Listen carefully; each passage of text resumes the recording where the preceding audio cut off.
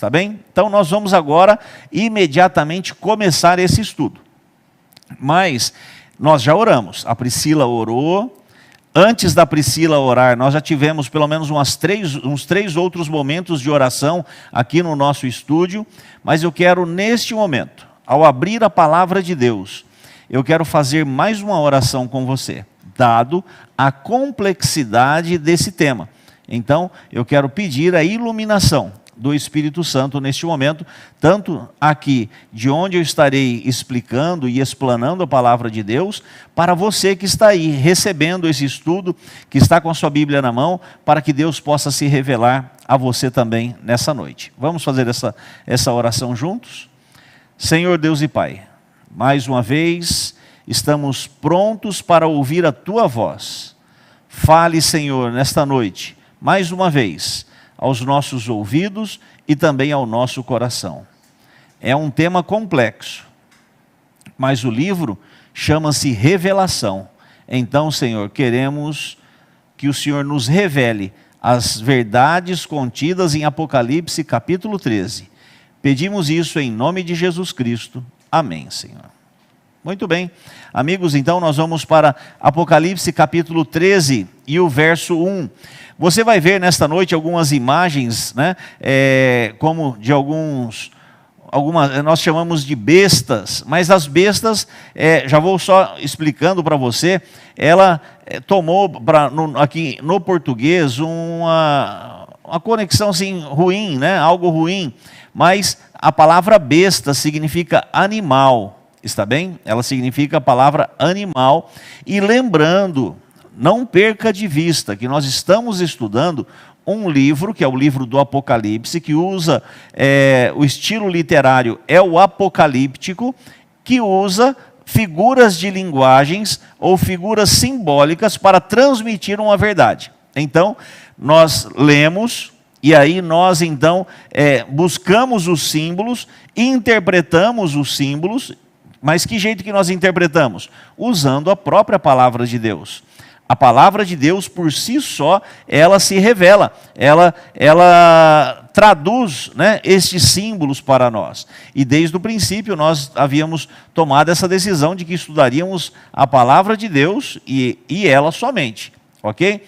Então, quando nós vemos alguns animais aparecendo de forma fora do comum, tenha paciência, porque a palavra de Deus, ela por si só vai se explicar. E aí então, nós iremos estudando e assim vamos formando uma linha de pensamento. Ok? Apocalipse capítulo 13 e o verso 1 diz assim: Vi emergir do mar uma besta que tinha 10 chifres e 7 cabeças, e sobre os chifres 10 diademas, e sobre as cabeças nomes de blasfêmia. Então, começamos aqui. João, ele tem essa visão, lembrando que ele está na ilha de Patmos, e aqui então ele tem o mar à sua frente, e agora em visão ele também vê o mar.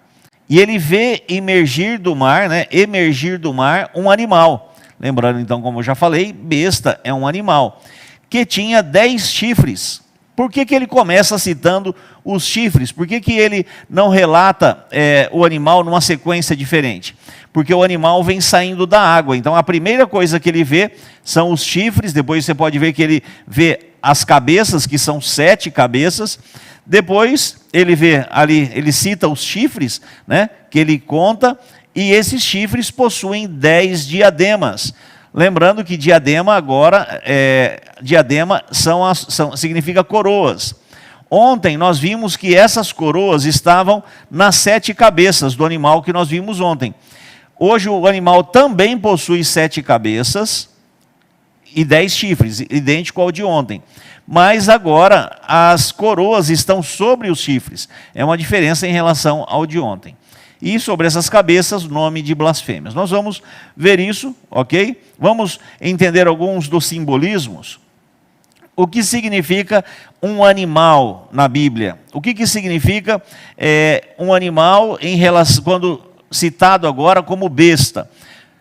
Daniel, capítulo 7, vamos ler o verso 17. Ele é o suficiente para que a gente possa ter a compreensão.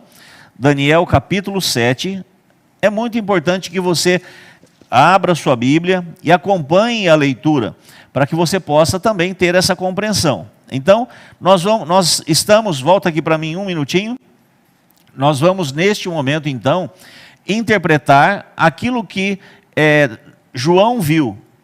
Lembra que a maior parte dos símbolos, eles também estão no Antigo Testamento e que João usou símbolos já existentes no Antigo Testamento. Então, quando ele fala de um animal, esse animal, ele já foi citado também em outro momento, no livro de Daniel. Claro que com algumas características diferentes, mas quando estudarmos Daniel, que é a nossa próxima classe bíblica, você vai ver que tem muita semelhança com o livro do Apocalipse. Então, o que significa um animal? Essa é a pergunta, e é isso então que nós vamos ver na Bíblia. Está bem? Daniel capítulo 7 e o verso 17. Estes grandes animais, que são 4, aqui está falando da visão de Daniel, mas serve de referência para nós. Estes grandes animais, que são 4 reis que se levantarão da terra. Então, os animais, eles significam reis, mas quando fala reis em Daniel e também em Apocalipse, nunca é rei pessoa, uma pessoa, mas sim o reino que está por trás desse rei, né? Ou o rei está à frente de um reino. Então, reis ou reinos. Se você também for usar a sua tabela, eu tenho feito a propaganda aqui da tabela para que você possa utilizar. Está bem? Olha só aqui então. Vamos ver se eu consigo mostrar aqui a palavra besta. Está bem aqui, ó. Então, o significado de besta: reino, governo e poder. E aqui tem várias referências do texto bíblico também. Esse material está disponível aí nesse QR Code que está aí, é só você encostar o seu celular ali, aí você vai ter acesso ao link. Na descrição do vídeo tem o link também para acesso, e você pode também mandar uma mensagem. Você que, quem sabe, está assistindo hoje pela primeira vez, mande uma mensagem nesse número que está aparecendo na tua tela, e você pode receber todas as tabelas que nós já usamos até hoje, mais esse apêndice que tem os símbolos do Apocalipse traduzidos, como também você pode receber a revista e inclusive as nossas palestras todas ali em PowerPoint você recebe para poder realizar o trabalho. Está bem? Então, a besta, o animal, nós já sabemos que são reis e reinos. O que significa o mar? Porque a gente vê que esse animal, esse reino, ele surge do mar. Apocalipse capítulo 17 e o verso 15. Apocalipse 17, nós vamos ter um dia só de estudo do Apocalipse 17, e ele nos ensina muita coisa. Apocalipse 17, verso 15, diz assim: falou-me ainda, lembrando que a Bíblia é a sua própria intérprete, as águas que viste, onde a meretriz está assentada. Claro que aqui nós vamos fazer referência à água. A meretriz nós vamos estudar num estudo futuro. As águas que viste são povos, multidões, nações e línguas. Ficou claro para você? Então, esse animal, ele surge no meio do povo, num lugar habitado, onde uma densidade demográfica grande, e ele surge também no meio da população. Está bem? Vamos ver o que significa também os 10 chifres. Apocalipse 17, verso 12. 17, 12 diz assim: os 10 chifres que vistes são 10 reis. Então, o animal significa reis e reinos, e os chifres também significam esses poderes, reis e reinos. E as cabeças, pastor? Ela tem 7 cabeças. Apocalipse 17, verso 9. Aqui está o sentido, quem tem sabedoria. As 7 cabeças são 7 montes, nos quais a mulher está sentada. São também 7 reis. Então, esse animal, ele simboliza, você vê, pelas cabeças ele simboliza reis e reinos, pelos chifres ele simboliza reis e reinos, e por si só, ele também, o animal simboliza um reino, um poder, ok? Então, começou a ter menos medo desse animal, né? Lembrando que o livro do Apocalipse ele é simbólico, e algumas pessoas querem levar na literalidade, e aí elas se assustam, e aí elas não compreendem. Então, usando, né, essa linguagem simbólica e você traduzindo, começa a ficar mais claro. Os chifres, queridos, são 10 reinos ou reinos. São esses reinos aí que está listado na sua tela: vândalos, álamos, suevos, burgúndios, anglo-saxões, francos, visigodos, lombardos, ostrogodos e também os érulos. Essas são tribos bárbaras que invadiram o Império Romano, ok? O Império Romano dominava todo o mundo conhecido ali, e eles começaram a tomar fatias desse império. E aí alguns aqui a gente consegue ver, por exemplo, os álamos, né? Os álamos, eles são os alemães. Os anglo-saxões, que se tornou depois a Grã-Bretanha, ok? Os francos são os franceses, e aí vem ainda os espanhóis, os portugueses e outras populações, né, vamos dizer assim, outros povos que hoje compõem a Europa. Então, os 10 chifres são os 10 reinos que dividiram ali o Império Romano, está bem? As 7 cabeças simboliza os 7 reinos que, vamos dizer assim, perseguiram, que tentaram, né, escravizar e matar e acabar com o povo de Deus, desde o Egito, na época quando o escravo e o faraó foi atrás, né? Então passou pela Síria, Babilônia, Medo-Pérsia, Grécia, todos esses povos, né, e esses reinos, na verdade, né, esses reinos, eles trabalharam contra o povo de Deus, até mesmo quando chegou a Roma Imperial e também a Roma Papal, a partir do ano 538, que eu vou falar daqui a pouco, mas eu já venho falando aqui algumas noites. Agora nós vamos ler o verso 2, a primeira parte, depois leremos daqui a pouquinho a segunda parte desse verso. Já vimos então o animal e o que ele significa. A besta que vi era semelhante a leopardo, com pés como de urso e boca como de leão. Então, quando ele olha para aquele animal, e ele vê que é um animal diferente, com 7 cabeças, mas ele consegue identificar características neste animal.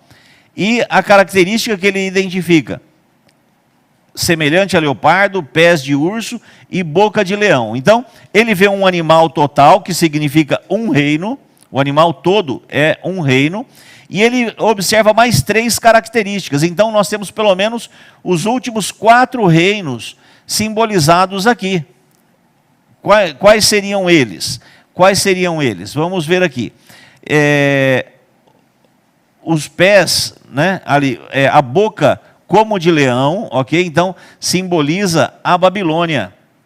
De Babilônia, Roma copiou a pretensão e o orgulho, o pecado e a transgressão à lei de Deus. Os textos bíblicos estão aí para que você possa depois, quem sabe, ao retornar a assistir, você pode copiar esses textos. Da Medo-Pérsia, que seria os pés do urso, ok? Roma copiou o culto de adoração no dia do sol, o domingo. O dia que Deus colocou como dia de guarda é o sábado, mas a Medo-Pérsia já tinha ali, através do mitraísmo, um antigo culto persa, que dedicava o primeiro dia à adoração ao deus Mitra, que é o deus Sol. E, semelhante a um leopardo, lembra então a Grécia. Da Grécia, Roma copiou o sistema de imagem e invocação dos santos. Muito bem. Então, esse animal, ele é cheio de simbolismo, ele representa um poder, ele representa tanto a Roma no momento imperial, que é esse quarto poder, que nós encontramos nas visões de Daniel, e aqui a gente vê a referência a isso, que são esses animais, mas também ele já simboliza Roma na fase que é chamada de Roma pagã, que é o momento em que se mistura igreja com política, ou o Império Romano pagão, ele é dominado pelo Papa. Então, o Papa, além de ser a autoridade religiosa, ele também é a autoridade política. Vamos ler agora a segunda parte do verso 2. E diz assim: e deu-lhe o dragão o seu poder, o seu trono e grande autoridade. Queridos, você vê aqui como se fosse uma entronização da besta. O dragão que nós vimos ontem, ele é Satanás. A besta é um poder que Satanás usa para perseguir e destruir o povo de Deus. Então o dragão ele queria o quê? O lugar de Deus.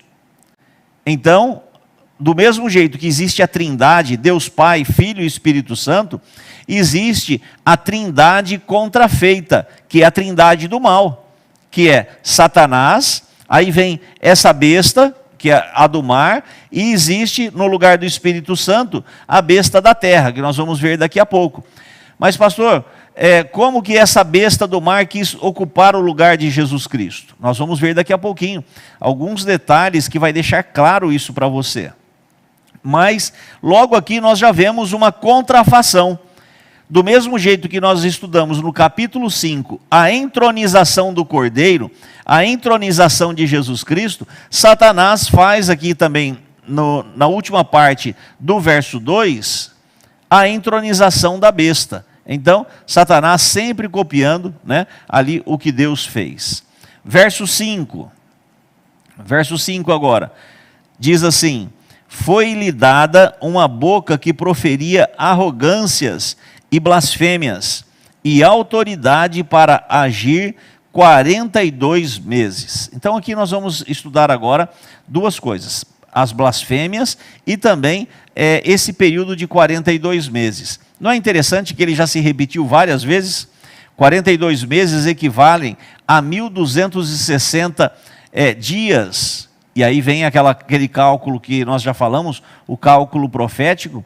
Um dia equivale a um ano.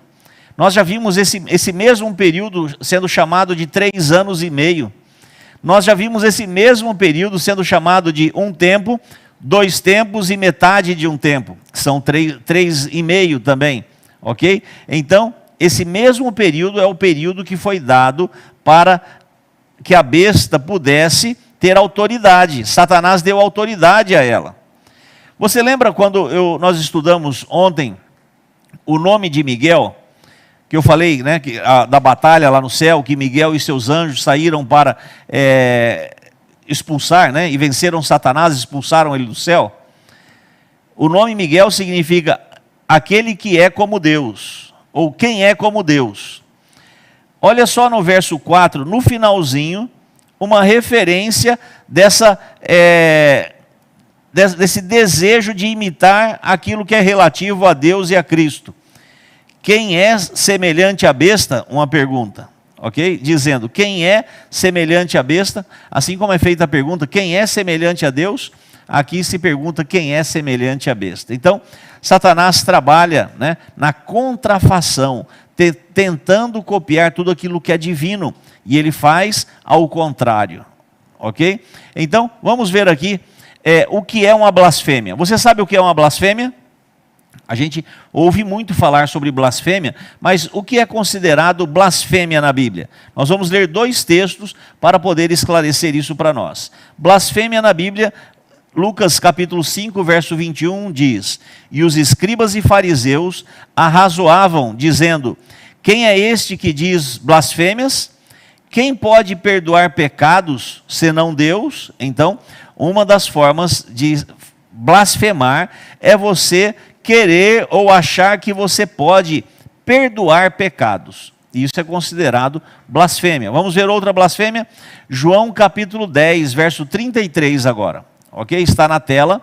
Responderam-lhe os judeus: não é por obra boa que te apedrejamos, e sim por causa da blasfêmia, pois, sendo tu homem, te fazes Deus a ti mesmo. Então, o ser humano, quando ele tem a pretensão de ser como Deus, ele também está blasfemando, ou quando ele chama para si a autoridade, dizendo que ele é Deus. Então, isso é blasfêmia.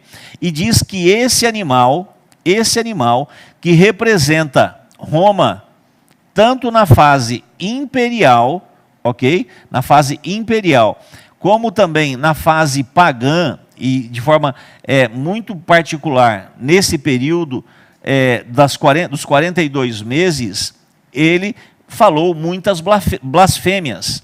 Olha só algumas blasfêmias faladas por Roma pagã, dentro do período de 1260 anos. Eles criaram a água benta, criaram a penitência, o monasticismo, a reza pelos defuntos, o uso de velas, o domingo como dia de guarda, o culto aos santos, a missa em latim, invocação da Virgem e dos santos, purgatório e inferno, extrema unção, batismo de crianças, adoração de imagens, canonização de santos, celibato e sacerdócio, transubstanciação. Transubstanciação, para quem não sabe, na Santa Ceia, a Igreja Católica diz que naquele momento o pão se torna de fato a carne de Cristo e o vinho se torna o sangue de Cristo, né, de forma literal. Então, isso é chamado de transubstanciação. As indulgências, confissão auricular. A confissão auricular é quando você vai num confessionário e se confessa diretamente para o padre. Inquisição, que foi a perseguição, livros apócrifos, Imaculada Conceição, infalibilidade papal, Assunção de Maria e batismo por aspersão. Aqui, algumas que eu consegui lembrar e fui anotando ali para que você pudesse ver as blasfêmias. Muitas dessas blasfêmias, né, que estão aqui, é querer se colocar no lugar de Deus. O que era uma blasfêmia? É você dizer que é Deus e que pode perdoar pecados. E a Igreja Católica, ela assumiu para si essa função. O que acontecia com a confissão auricular? Você se confessava para o padre e o padre te dava a penitência, que era a salvação pelas obras, porque você pecava, ou você podia pagar na época das indulgências, ou você faria ali também, né, algumas orações, rezas, e isso seria então a forma de você também estar pagando pelo pecado cometido. Então, 13 verso 5, que nós já estudamos, foi-lhe dado uma boca que proferia arrogâncias e blasfêmias e autoridade para agir 42 meses. Esse animal, queridos, ele não simboliza uma pessoa. Você já ouviu falar em besta do Apocalipse? Já não ouviu falar? Você já ouviu falar do número 666?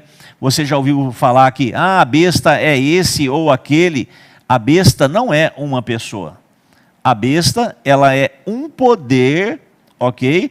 Que às vezes é representado por uma pessoa, mas não é aquela pessoa, mas sim o poder que está por trás, porque inclusive o animal simboliza um reino, e não um rei, mas um reino, está bem? Então, que animal ou que reino que se encaixa perfeitamente com blasfêmias, aquela lista de blasfêmias que eu te passei ali, e que governou 1260 dias?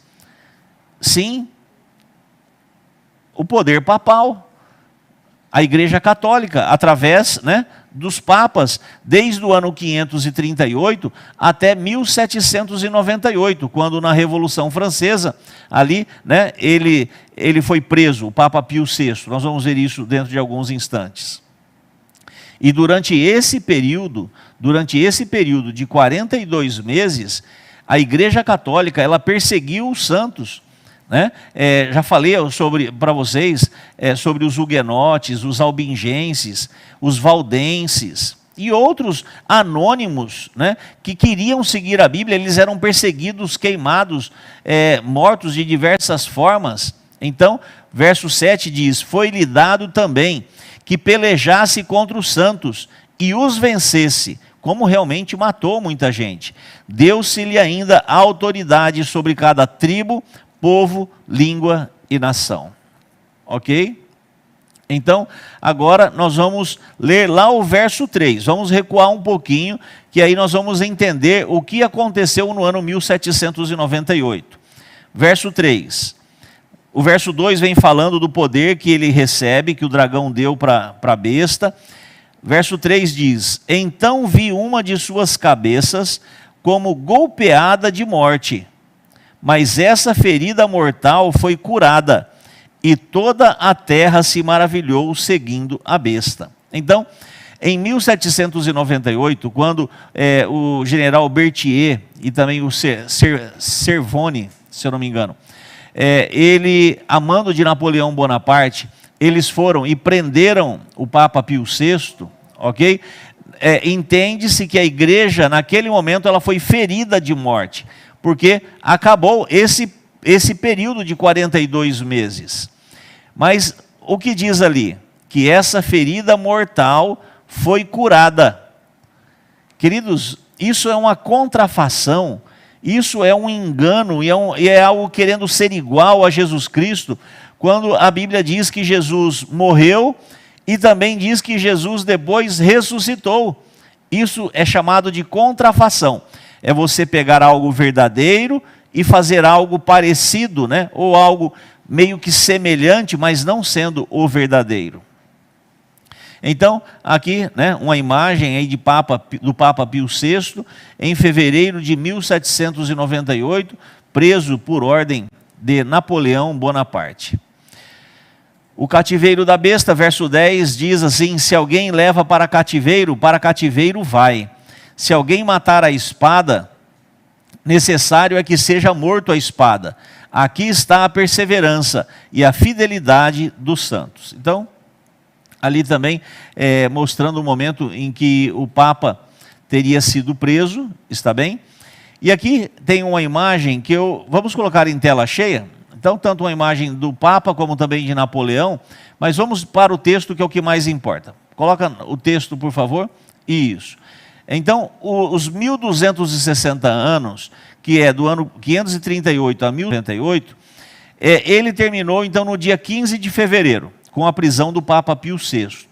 O Papa Pio VI falece, estou falando agora da cura, a ferida que foi curada, está bem? Isso, então, no dia 15 de fevereiro, ela é ferida de morte. Então, no dia 15 de fevereiro de 1798, a besta é ferida de morte, mas o texto que nós lemos diz que essa ferida mortal foi curada. Vamos ver agora aqui a sequência histórica que levou à cura. Então, Pio VI depois faleceu no ano seguinte, em 29 de agosto de 1799, agora já na França. Em 1801, o Papa Pio VII é reconhecido como líder religioso. E isso se deu porque a igreja, ela fez uma troca dos bens e das propriedades, ela passou, né, bens e propriedades, e com isso, então, eles tiveram o seu poder religioso, não mais o poder político, mas o poder religioso restaurado. Em 11 de fevereiro de 1929, foi assinado o Acordo de Latrão, quando, então, se estabeleceu o Estado do Vaticano. E nesse momento também foi feito, então, uma indenização, né? O Vaticano recebeu, agora o Vaticano, que era o Estado ali onde o Papa, ele é o líder, ele recebe uma grande indenização por tudo que perdeu naquele momento, em 1798. Em 1965, no Concílio do Vaticano, né, o Concílio Vaticano II, pedido de unidade cristã, ecumenismo. Então, a ferida mortal, pode voltar aqui para mim, a ferida mortal, aquela ferida que fez com que acabasse o poder, em 1798, aos pouquinhos ela foi se curando. Pastor, mas ela já está totalmente curada? Não, não está totalmente curada. E eu vou dizer ao final, em que momento em que ela se tornará totalmente curada. Mas, aos poucos, essa ferida foi se fechando. No entanto, que em 1965, a Igreja Católica, ela já pregava ali a unidade cristã, chamado de ecumenismo, para que todos se unam novamente. Não faz muito tempo que o Papa falou, chega de protestos, chega, né, chega do protestantismo, chega da reforma, ok? Vamos nos unir, tudo que tinha que ser protestado já foi protestado, vamos nos unir novamente à Igreja Mãe. Isso é chamado de ecumenismo. É uma das formas da ferida mortal, ok, ser curada totalmente. O que é que tem em jogo? Qual é o interesse, de fato, dessa besta? Qual é o interesse dela? Apocalipse 13, verso 8, diz assim: e adorá-la-ão todos os que habitam sobre a terra, aqueles cujos nomes não foram escritos no livro da vida do Cordeiro. No livro da vida do Cordeiro que foi morto desde a fundação do mundo. Então, quem é que adora essa besta? Quem é que adora esse poder? Queridos, é duro. A lição de hoje, ela é uma lição dura, forte, ok? Mas como pastor, como alguém que se propôs a falar a verdade e explanar as verdades bíblicas, eu não posso deixar de falar. E aqui esse texto deixa muito claro que aqueles que adoram essa besta, né, não vou nem usar mais essa besta, mas aqueles que adoram esse poder, que hoje é um poder religioso, eles não têm o nome escrito no livro da vida do Cordeiro. Isso é muito forte. E eu só estou falando isso porque eu quero que você tenha o seu nome escrito no livro da vida do Cordeiro. Esse livro, do livro da vida do Cordeiro, é o nome dos salvos, é aqueles que vão para o céu. Então, queridos, o que eu estou falando com você nessa noite é um assunto de salvação. É um assunto de você que trata sobre vida e morte. Você deve se preocupar de fato em ter o nome no livro da vida do Cordeiro. Olha só, a ferida, né, sendo curada é uma questão de adoração. Reúne-se milhares e milhares por onde quer que passa. Tinha mais imagens, eu acho que eu tirei, esqueci que eu tinha tirado. Mas é uma questão de adoração. As pessoas, elas se reúnem e buscam e colocam num pedestal um ser humano no lugar de Deus. E isso é blasfêmia, e isso é o pecado. E isso faz com que esse poder, representado pelo Papa, ok? Esse poder religioso, ele se torne essa besta, que é essa besta que surgiu do mar e que perseguiu os cristãos, e que um dia voltará a perseguir novamente. Nós vamos ver isso a partir de agora, porque agora nós vamos estudar essa besta que sai da terra. Nós já vimos a besta do mar, e agora nós vamos estudar a besta da terra, está bem? E pelo tempo que eu estou vendo, nós vamos ter que fazer isso quase que de forma recorde. Mas, pela misericórdia de Deus, nós vamos estudar e chegarmos aqui a um esclarecimento desse tema também. João viu ainda outro animal, vamos já traduzindo, viu outro animal ou outro reino emergir da terra. Possuía 2 chifres, que parecendo cordeiro, mas falava como dragão, ok? Então, os Estados Unidos da América é o país, é o poder que se enquadra perfeitamente com este animal e com esse reino. Esse animal, ele surge da terra, daqui a pouco eu vou falar mais sobre isso, mas ele possui 2 chifres de cordeiro. O que é o cordeiro? O cordeiro é um animal inofensivo, né? É o macho da ovelha, é o cordeirinho. E diz que ele tem 2 chifres, ou seja, são 2 chifres pequenos, que aparentemente não causariam mal nenhum.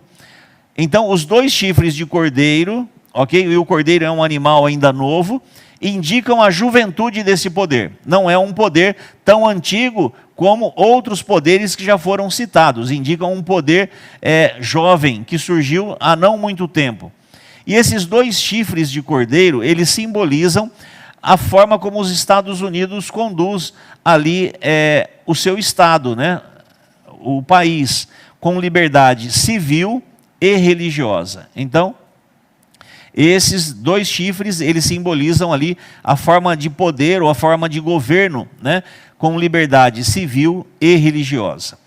Queridos, os Estados Unidos, quando fala que ele veio essa besta, esse animal, esse poder, ele vem da terra, assim como nós vimos ontem, mas eu vou recapitular agora, diferente do outro poder que saiu do mar, esse saiu da terra. Esse poder, ele surge na terra, né? E essa palavra terra é um lugar pouco habitado, né? Um lugar inóspito. E isso dá certo com a chegada dos pais peregrinos em 1620.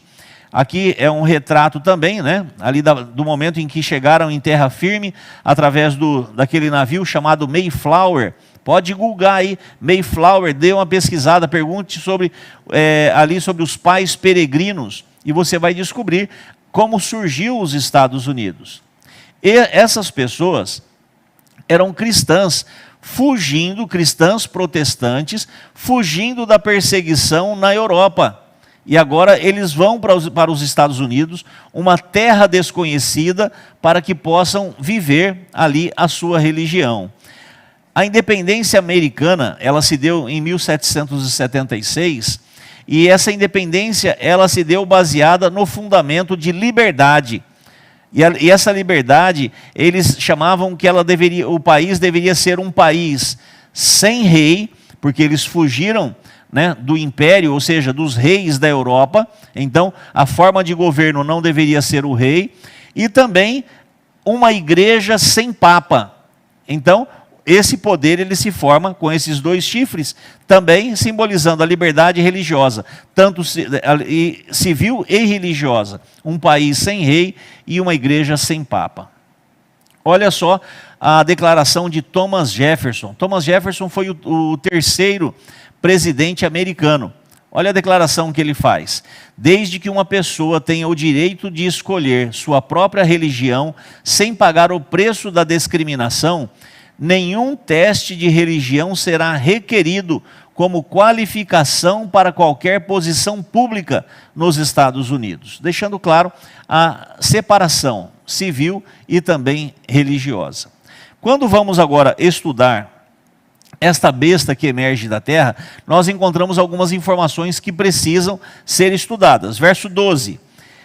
Ele exerce toda a autoridade da primeira besta na sua presença. Faz com que a terra e seus habitantes adorem a primeira besta, cuja ferida mortal foi curada. Apocalipse 13, verso 12. Você lembra que eu falei que o dragão de ontem, ele simbolizava, né? Ele é a contrafação de Deus o Pai. Ele queria tomar o lugar de Deus o Pai. A besta que emerge da terra, ele quer tomar o lugar de Jesus Cristo, que é quem realmente, de fato, perdoa os pecados. E esse terceiro personagem, a segunda besta, ela quer ocupar o lugar do Espírito Santo.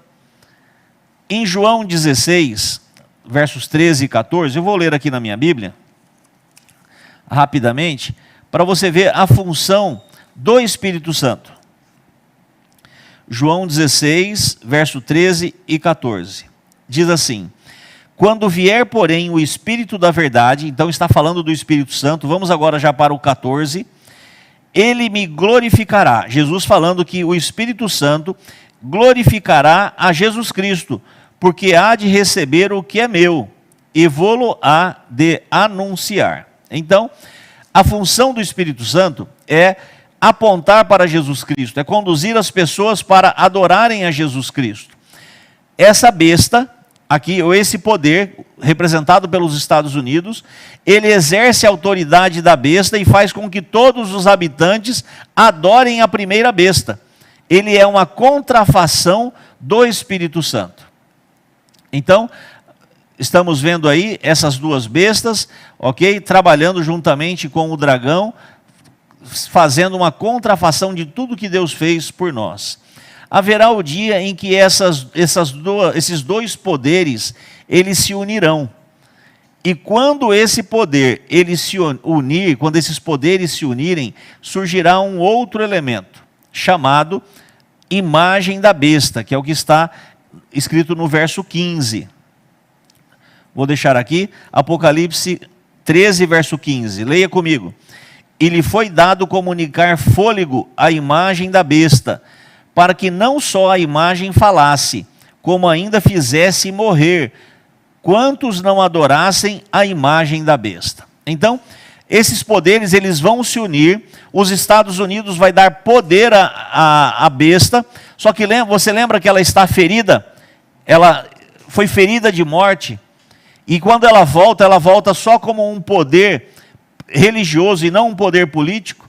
Mas agora os Estados Unidos aqui diz que ele comunica fôlego, do mesmo jeito que Deus soprou nas narinas ali de Adão e Eva, aqui esse fôlego é do mesmo jeito, comunica fôlego, né? Sopra, para que colocando um espírito de vida na primeira besta, e aí cria-se a imagem. O que é uma imagem?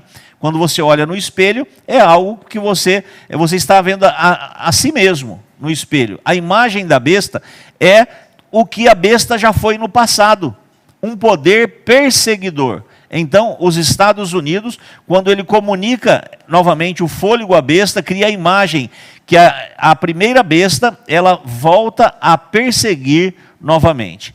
E isso pode acontecer? Sim, olha só. 24 de fevereiro de 1992, publicado ali na revista Time, né? Chamado de Santa Aliança. Essa era a manchete. Ronald Reagan, ali com o Papa João Paulo II, tentando juntar e unificar ali os poderes. Aqui nós encontramos então a relação diplomática dos Estados Unidos juntamente a sua Casa Branca, né, junto com o Vaticano, fazendo ali alianças políticas.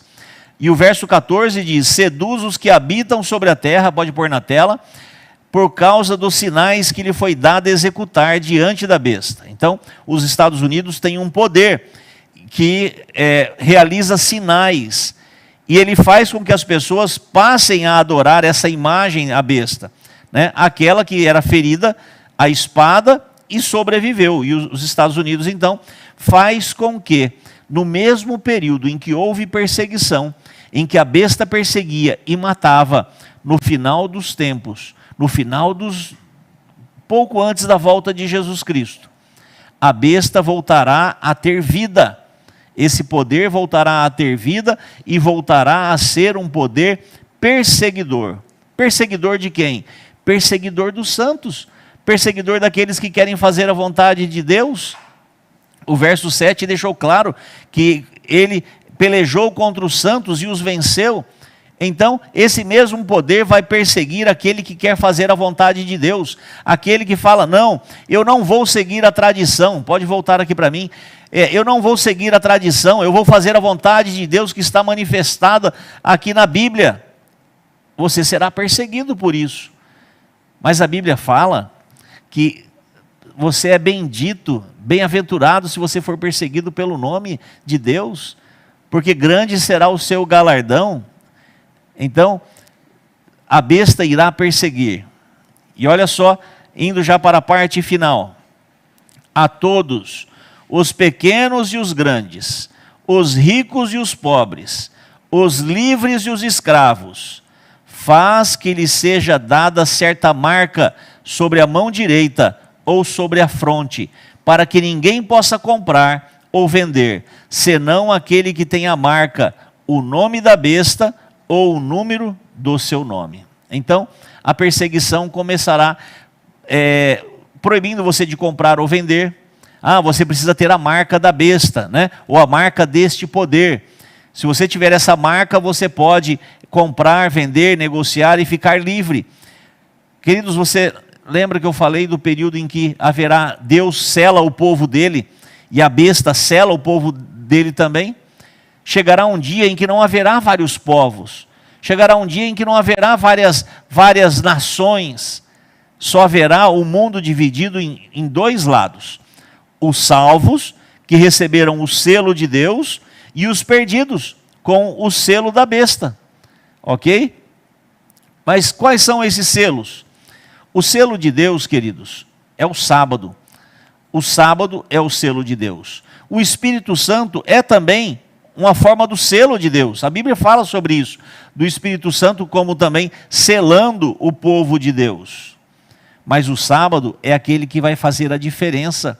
O sábado é aquele que separa para dizer: esse é meu ou esse não é. Ezequiel 20:20. ok? E qual é o selo da besta? É o chip? Não, não é o chip. O selo da besta é o código de barras? Não, não é o código de barras. O selo da besta é a vacina? Não, não é a vacina. O selo da besta, queridos, é algo, lembra? Ele tenta copiar Deus o Pai, tenta copiar Deus o Filho, tenta copiar o Espírito Santo, ele faz cópias e ele tenta imitar com algo errado. Se então Deus tem um selo, e o selo de Deus é o sábado, Satanás também tem o dia contrafeito dele. Ele tem o dia de adoração dele, que é o domingo. Então, a marca da besta, o selo da besta, é o domingo. Mas e o número 666? Queridos, o número 7 significa perfeição. Então, vamos dizer, Deus o Pai é perfeito, Jesus é perfeito, o Espírito Santo é perfeito. 777. E Satanás? O dragão totalmente imperfeito, que é o número 6, número imperfeito, incompleto. A besta incompleto. A outra besta da terra incompleto. Chegamos ao número 666. Dá para se fazer muitas contas. A Bíblia aqui mesmo fala, né? Quem que entenda, queridos, fique claro que o 666 não é de Deus. O que pertence a Deus é a sua palavra, os seus ensinamentos. Tem tanta gente preocupado, infelizmente, em ficar só estudando o selo da besta. Estuda o selo de Deus, amigo. Conheça as coisas de Deus, vai atrás daquilo que é de Deus. Ao invés de ficar pesquisando e estudando, vai chegar o dia que vai acontecer sim. Olha só essa encíclica papal, Dies Domini, João Paulo II, né? Essa é uma carta apostólica que ele divulgou. Isso você encontra em qualquer livraria paulina, ou digita na internet, quando ele fala sobre a importância da santificação do domingo. Isso tudo é um preparo para o selo que a besta vai colocar e vai impor o domingo como um dia de guarda. E aí agora chegamos ao último texto. E lhe foi dado comunicar fôlego à imagem da besta, e não só a imagem, isso nós já falamos, né? Porque os Estados Unidos vai impor, usando todo o seu poderio militar, poderio político, para que todos adorem a besta e a sua imagem. E aí as imagens, elas vão se mostrando, né, da influência, do contato, que essas duas nações foram se aproximando, né, chegando cada vez mais perto, a ponto de, no futuro, e não num futuro, e não é um futuro muito longe, eles se unirão e perseguirão os santos. Não fique preocupado em que momento que vai ser o selamento dos ímpios. Eu quero te convidar, queridos, a ter o seu nome inscrito no livro dos santos. Eu quero convidar você a ter o seu nome inscrito no livro do Cordeiro. A partir do momento que você está com o nome no livro do Cordeiro, você tem que se preocupar em ter o selo de Deus. A partir do momento que você fala, mas eu não sei o que fazer. Amigo, está aqui o que você precisa fazer. No dia da volta de Jesus Cristo,